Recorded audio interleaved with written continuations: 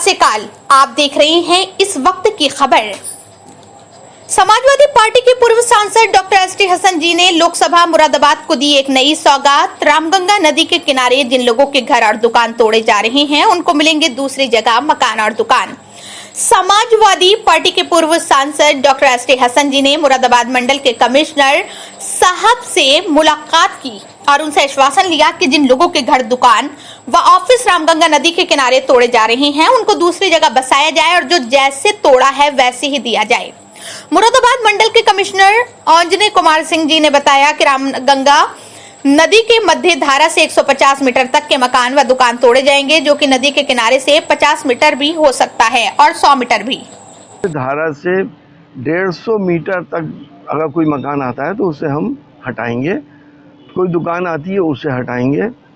लेकिन हमने उनसे इस बात का आग्रह करा कि साहब ये लोग कहाँ जाएंगे और इनको रिहेबिलिटेट करा जाए।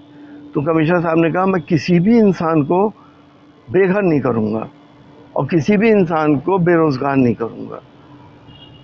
घर भी उनको दिए जाएंगे, अगर किसी की दुकान है तो वो भी उसको दी जाएगी। लोग परेशान होने की ज़रूरत नहीं है। हमारे प्रशासन का रवैया बहुत उदार भी है और गरीबों के हमदर्दी का भी है, और ख़ास तौर से कमिश्नर साहब का, कि वो गरीबों के बारे में बहुत सोचते हैं। इसलिए पैनिकी ना हो, परेशान ना हो और टेंशन ना करें। हमारी उनसे ये बात हुई और उसके अलावा हमने कुछ 2-3 समस्याएं और रखी हैं। बहुत ही बर्निंग टॉपिक है। रामगंगा बैंक के किनारे बहुत बड़ी आबादी है, तकरीबन 1-1.5 लाख की आबादी है, और उसको हटाने के आदेश की अफवाह है और कोशिश भी है और नोटिस भी आ रहे हैं। कमिश्नर साहब से हम इसी मसले में मिले थे कि वो बहुत गरीब लोग रहते हैं वहाँ और बेरोज़गार हैं, विधवाएं हैं और उनका कोई सहारा नहीं है, बेसहारा हैं सब लोग। उनके लिए कुछ न कुछ सोचिए। कमिश्नर साहब ने हमें इस बात का आश्वासन दिया है और उन्होंने कहा है कि रामगंगा की मध्य धारा से 150 मीटर तक अगर कोई मकान आता है तो उसे हम हटाएंगे, कोई दुकान आती है उसे हटाएंगे। लेकिन हमने उनसे इस बात का आग्रह करा कि साहब ये लोग कहाँ जाएंगे और इनको रिहेबिलिटेट करा जाए।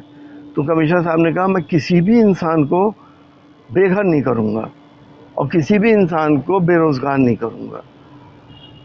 घर भी उनको दिए जाएंगे, अगर किसी की दुकान है तो वो भी उसको दी जाएगी। लोग परेशान होने की ज़रूरत नहीं है।